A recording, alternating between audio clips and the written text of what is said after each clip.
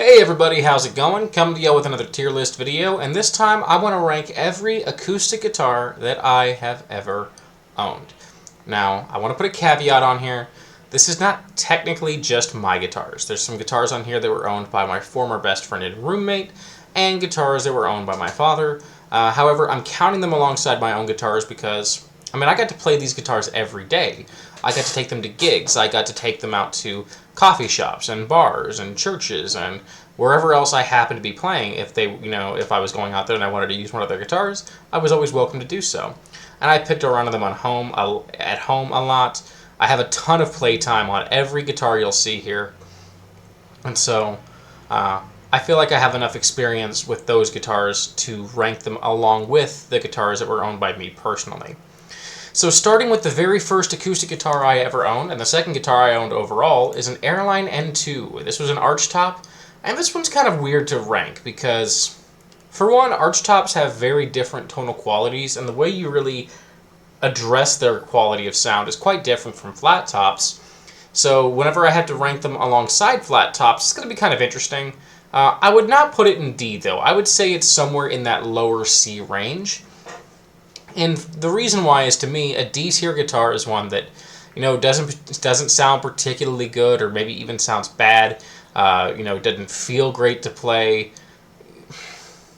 I don't have an F tier on here because I don't really see much need to have an F tier and a D tier. For me, below average and garbage are pretty close to each other. And the Airline N2 doesn't really fall into either of those. The one that I had specifically, the action was perfect. The neck was a chunky baseball bat of a neck, but I like those bigger necks, so that worked out fine for me. Maybe I liked them because the acoustic I learned on had one. That's probably a big part of why. And again, that was this Airline here. But I actually liked the guitar, and I liked the way it sounded. The only reason I'm not going to rank it higher is because I know that just because I've played much better archtops later on, I've learned what a quality, incredible archtop feels like, so I kind of know where to put the Airline by comparison. I really do wish I had never traded it away, but, it is what it is, and yeah, kind of bottom end of C. Next up is the Alvarez 5031, I believe it is? 5031? 5030, it's either 5031 or 5034, I can't remember. I reviewed this on my channel. It was my very first acoustic guitar review, and I'm going to throw that in the B tier. That guitar for me was the definition of like an upper end good guitar. It's not a great guitar in my opinion, but it is a good guitar, probably a very good guitar. It felt good to play, it sounded good, it was responsive, it was a good looking guitar, but it didn't do anything that made me go, wow, this thing is just above and beyond. So it sits comfortably right there in the middle, admittedly on the upper end of that middle tier. Now the next guitar we have here is also an Alvarez, and it's my newest guitar. It's an Alvarez Yairi DY52, I believe is the model number. Again, I got this much more recently, and this guitar is going in the S tier. It really is. This thing is such a beautiful instrument to play. The sound on it is incredible. The wood grain is gorgeous.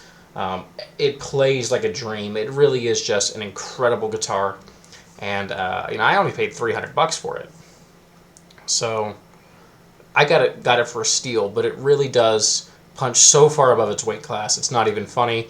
I never really took people too seriously when they would talk about how amazing the Alvarez Yairi guitars are, or Yari as many people would call them. But having now played and owning one, they really are something incredibly special. So yeah, definitely S tier guitar. Next up, we have the AMI JM-AGE. I have a review of this guitar. This for me is going to fall into the B tier as well. I think that acoustically it falls behind the Alvarez that I put in front of it here. Okay, the Alvarez here is a better sounding guitar acoustically. In terms of feel, they both felt pretty comparable to play. The AMI having built-in electronics would ordinarily be a huge strong point, but in my review I mentioned I didn't really like the electronics in that AMI, and so they're not doing it too many favors here. I still think it's a good guitar. For the money, it's a great choice. but it just doesn't have enough going for it to bump it above the Alvarez or into the A tier. Now, an AMI built guitar that does is the AMI DMC-15E. Mine happens to be a Sigma, which is what they're called everywhere else in the world outside of the USA, AMI being the parent company. But yeah, reviewed that guitar recently. It was my first serious gigging guitar, and so I have a lot of nostalgia for it, but I still own the guitar. I still love the guitar. It plays like a dream. It sounds great. The electronics in mine are admittedly going out, but you know, it's been around for quite a while. I don't mind replacing the electronics in it. Just a great guitar, and one I'm very happy to own. And another great guitar that I'm very happy to own is this Blue Ridge BR340, and this one's also going in the A tier. I think I'm going to put it below the Sigma just because it didn't have built-in electronics. The one I have has had a Seymour Duncan Mag mic installed, but I think overall I still prefer the Sigma a little bit over it. So this was the last acoustic guitar that my dad really gigged with, and it's one that he gave to me. And it's a beautiful guitar. I will do a full review over it, so you'll see that in the future. You know, solid spruce top, pre-war style bracing, beautiful Trinity inlay on the fingerboard, kind of a chalice and cross headstock. Great playing guitar, great sounding guitar. Really is an incredible guitar. And what keeps it out of the S tier is just the caliber of guitars that I would put in the S tier that I do think have significant advantage over it. But Blue Ridge fans know these are great guitars, and definitely happy to own one. Next up is the Boulder Creek, what was the model on this thing? Gold Series ECGC-1P. And yeah, this is actually also going in the A tier, and there's a very specific reason why. So, on appearance, feel, and playability, and acoustic sound, I would put it in B. You know, the top end of B. It plays so well, it sounds really good, it feels really good. What bumps this guitar from good to great for me are the electronics in it.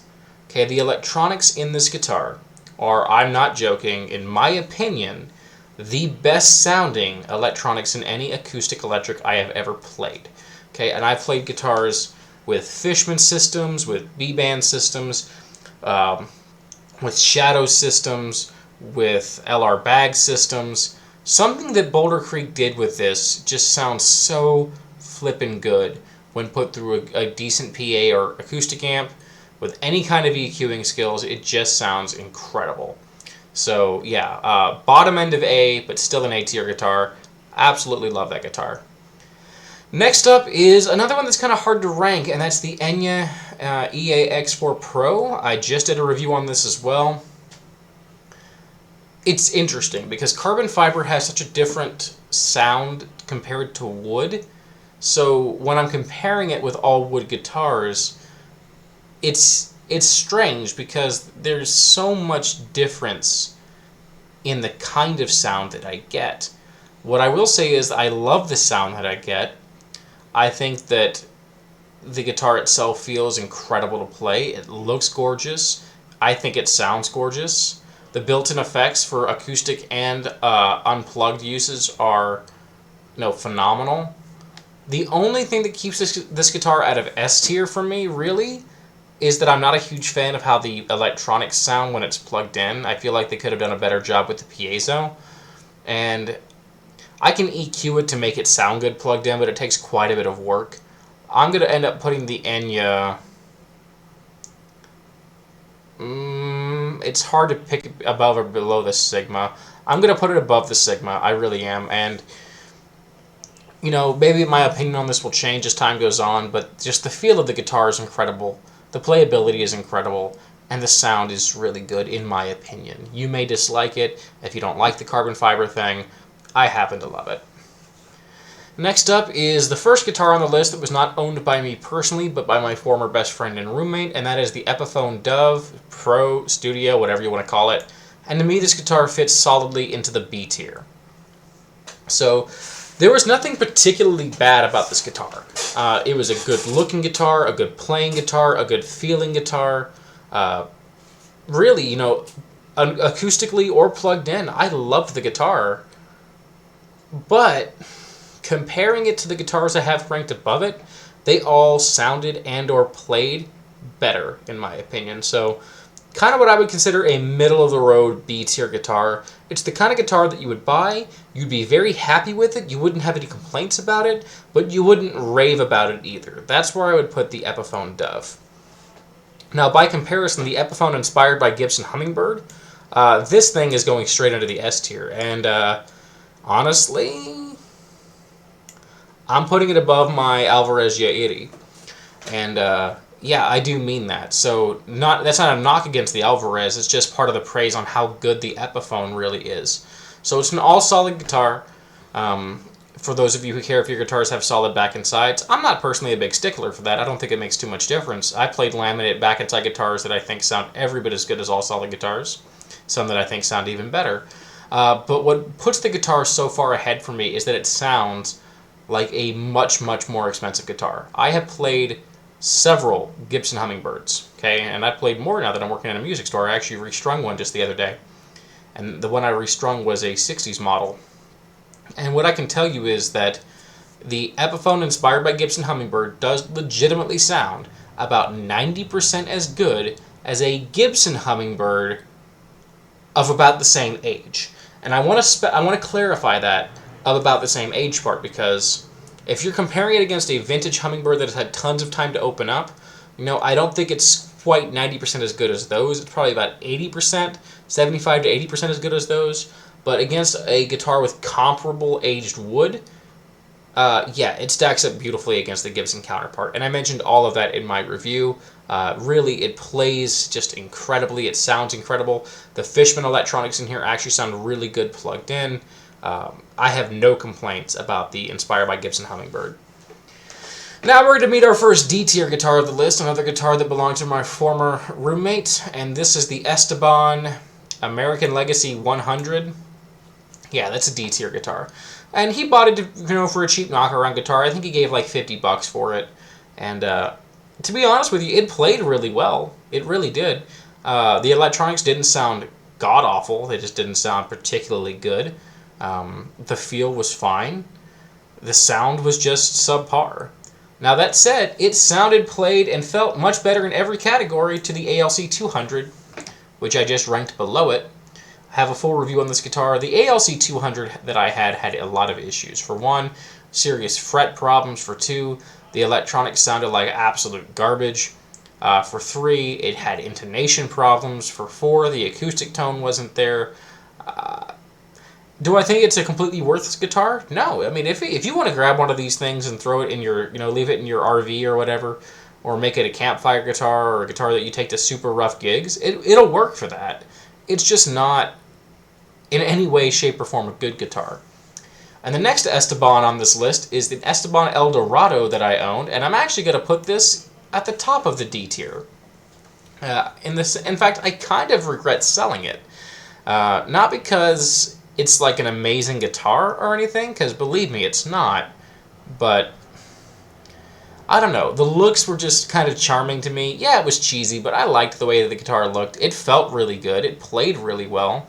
It's just, it wasn't there tonally. And that's the thing, is if it's not there tonally, I can't justify ranking it higher. Another guitar that was not mine, this is a Fender Sonoran, also belonged to my former roommate, and I'm going to put this also in the B tier. So I'm going to say this, acoustically, purely acoustically, it is noticeably below every other guitar in the S, A, and B tier so far. But it had strengths, one of them being plugged in. It sounded really nice plugged in. The neck on it felt like a Fender Stratocaster neck, and I learned how to play guitar on a Squier Bullet Strat. So it was a very familiar feeling neck profile. And it was so easy to play. It really was one of the easiest acoustic guitars to play that I've ever touched. So if I was ranking it purely on tonal quality, this would be like pure acoustic tonal quality, it would be low C. But because of the other things I've mentioned, I feel comfortable putting it about mid B. Next up, the First Act ALC 460, another guitar that belonged to said former roommate. This thing was trash. It was his very first guitar, and he would have told you the same thing. It was just not a good guitar. Sharp fret ends, bad intonation, felt horrible to play, very rough frets, high string action, horrible tone, just junk guitar. Okay, this is a guitar I wouldn't even keep as a knockaround or campfire guitar. It's a guitar I would throw in the campfire. I really would. Moving right along to a Framus Missouri 560 model. Okay, so this guitar is one I currently have and is awaiting review. And again, arch tops are so weird to rank along flat tops. But if I were to do so, I would put this right here in the upper end of B tier. And the reason why is despite the fact that mine is quite old and worn and it looks like it's been through the frickin' war, it is just an incredible sounding arch top. I have played much more expensive Gibson arch tops that I like the sound of noticeably less than this Framus Missouri. That's just the God honest truth. It sounds great, it plays great, it feels great. So why am I not putting it in great? Because there are things about it that I don't love. I don't want to get too much into that in this video. I'm going to have to say that for the review.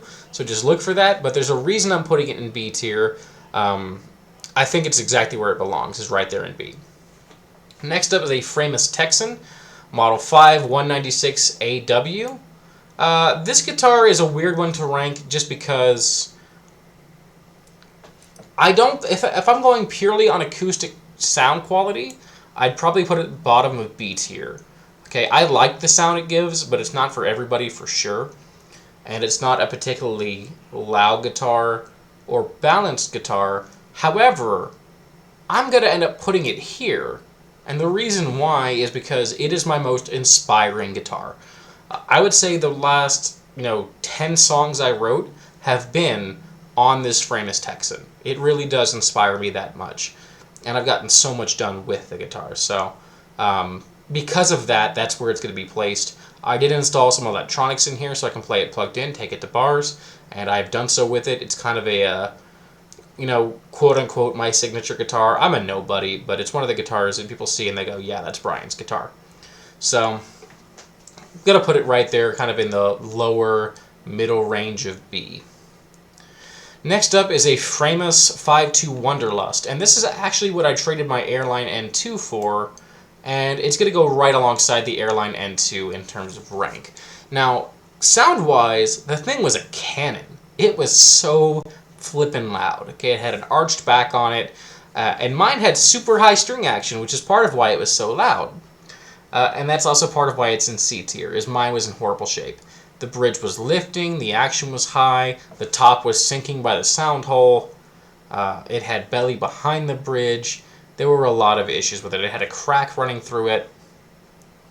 I really should not have traded my Airline for it, but now I'm glad I got to experience the guitar. It was a loud frickin' guitar, and if you got one in better shape, I would say it probably would go... If it was in better shape and had better playability, I'd probably put it somewhere in the B tier. Next up is another C tier guitar, and this is the Ibanez EW20ZWE, and I have to put it in C tier, despite the fact that its electronics are freaking great. The B-band system in here is a great electronic system. It sounds very, very good plugged in. You've got a built-in chorus. You've got built-in feedback control, so you can kind of go through and notch that feedback. So why is it in C tier? Well, because the neck doesn't feel bad or good to play. It's just kind of utterly average. The pure acoustic sound is unimpressive. The action needed some serious work. And I had to change the tuning machines on mine to get it to where I was satisfied with it. So it's one of those guitars. It is perfectly average. It is serviceable.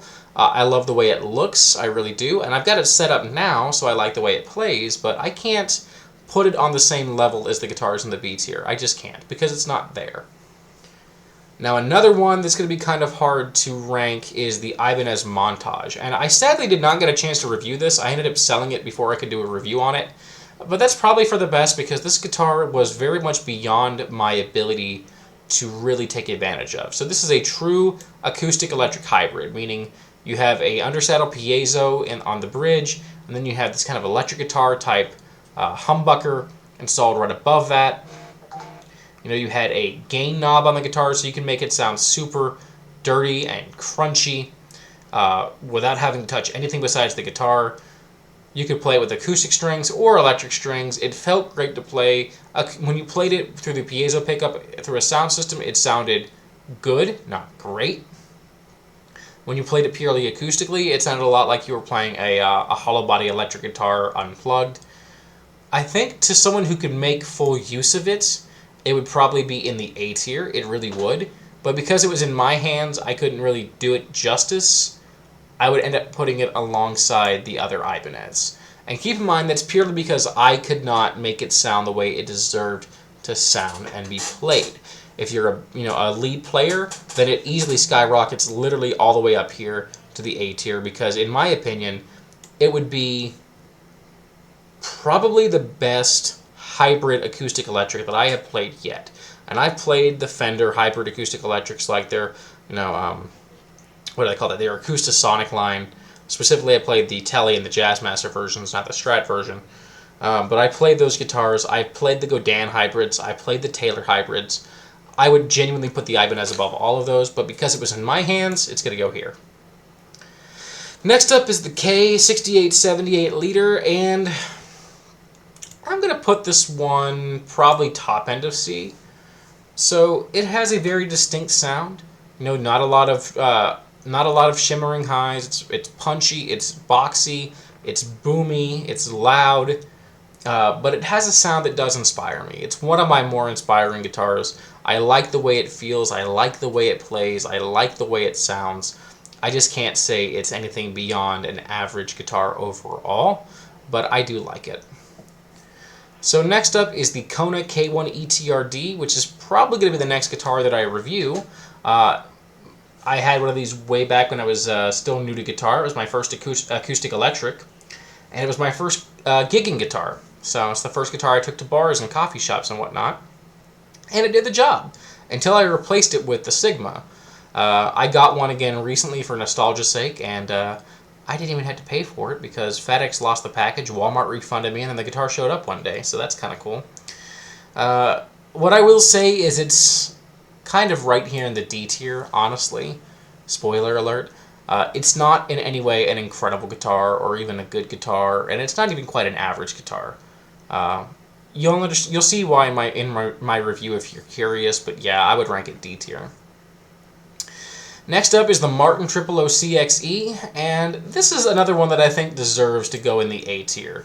Okay, it plays really well. I think it sounds really good plugged in, and it sounds pretty good unplugged. We have quite a usable preamp on there for EQing it. The feel is great. I think it belongs kind of either the very top end of B or the very bottom end of A, and I'm going to put it at the bottom end of A, personally. Now, another guitar, moving into some of the Ovation stuff that I've reviewed recently, is the Academy by Ovation KA14. And for me, if I were to rank this guitar, it's weird because it has its own kind of a sound. It plays well. It does. It feels nice to play, but it doesn't really resonate with me all too much. And so because of that, I'm thinking either just like top end of D or low end of C. And I think low end of C is where I'd put it. It's not below average. It's just not above average either. It's the definition of an average guitar for me. But I will say for finger pickers, you may like it significantly more. Now the Applause AA14 that I have, this guitar is easily a B tier guitar. Okay, the aluminum neck feels wonderful. The guitar has in my opinion, a good sound if it is what you're looking for. It's loud, it projects like crazy, but it's actually treble focused as opposed to bass focused. You would expect a deep bowl Ovation to be super bassy, boomy, and for lack of a better term, ballsy. But it's actually very, very focused on those super high frequencies, and it sounds beautiful when used in that application. So I would put it, in the kind of in this this B tier category. Now the next one here, not an acoustic guitar like the others. It's an acoustic bass guitar, the Applause AE40. I will do a review on this sometime in the future. It's still a guitar though, and I'm gonna put this, kind of top end of C. It's serviceable. It gets the job done. I'm not mad at it. It's just not particularly good. The pickup system is passive and it doesn't sound all that great when it's plugged in. Unplugged, it's very quiet, as can be expected of an acoustic bass, so you don't really hear it in an acoustic jam session. And the action on mine is a bit high, despite me having done everything I can to lower it. So, you know, C tier is where I'd put it. And C tier is also where I'd put the Ovation CC57 Celebrity that I reviewed, my ex-wife's guitar. Not because of anything to do with my ex-wife, just because I don't think it's exactly good. I think it has a good sound to it, but everything else about it really just kind of takes it down a notch. Now, an S-tier guitar that I own would be my Ovation 1862 Custom Balladeer, and it's actually my favorite guitar that I own, period. For nostalgia's sake, for the way it feels, for the way it sounds, I love this guitar, and I said as much in my review. I think the electronics in here sound phenomenal. I think it sounds great unplugged. I think it feels great. The only complaints I have on mine is, again, my action's risen kind of high, and I need to get that neck taken out and kind of shimmed up a little bit to get it where I need it to be. But despite all of that, I still think it belongs in the S tier, even if it's below the other guitars in that tier. Another guitar belonging to my former best friend and roommate is the Rogue RAO90 Dreadnought, and I'd put it right here by the Kona, kind of back and forth with the Kona depending on what year you got. So the one that he had actually had the Fishman Precies Plus pickup system in there with the, the notch, the feedback notch and everything else, and that version I would actually put above the Kona. I really would, because plugged in, oh my god, it sounded nice for such a cheap guitar. These days they're using a much worse one. I guess since I'm ranking the one specifically that I owned / got to play a lot, I'm going to put the Rogue above the Kona, actually. And the same is true for the Rogue RAO90 Grand Concert, except I'm not a big fan of Grand Concerts. This was my dad's guitar. I like Dreadnoughts, so just because of that personal bias, I'm going to rank it below the Kona. Next up, Takamine EF349 Lawsuit Guitar. Straight to the A tier. Okay, straight to the freaking A tier. It sounds great. It feels great. It plays great. The electronics in it, you know, limited, but I have learned how to EQ them to where it actually sounds really good plugged in too. So, no contest for me. It is the top of the line A tier guitar for me. The Keith Urban guitar, the Urban Player that I reviewed, is going to fall somewhere right in here. Better than the ALC 200, but I wouldn't quite put it on par with the ALC 100.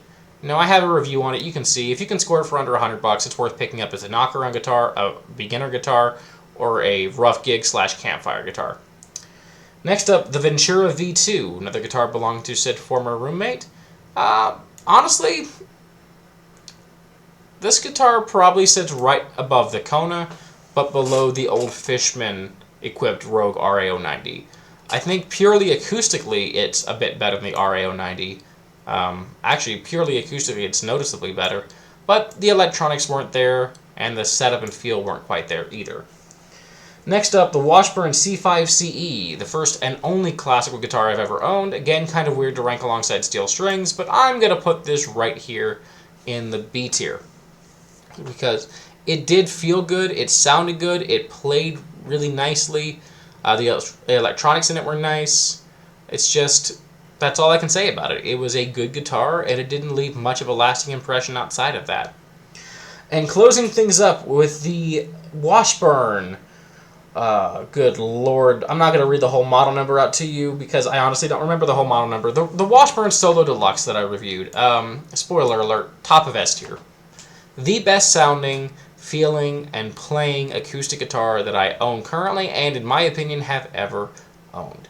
When I say it punches above its weight class, I really mean that it punches above its weight class.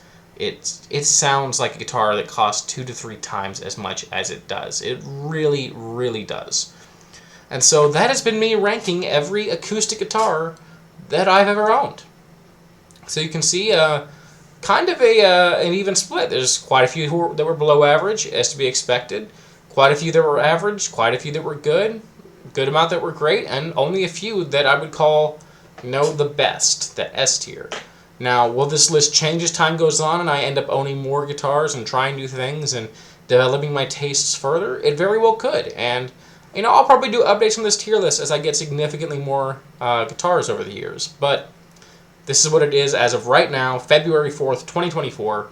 So I hope you enjoyed it, and I hope you enjoy the rest of your day. I'll see you next time. Peace, and take care.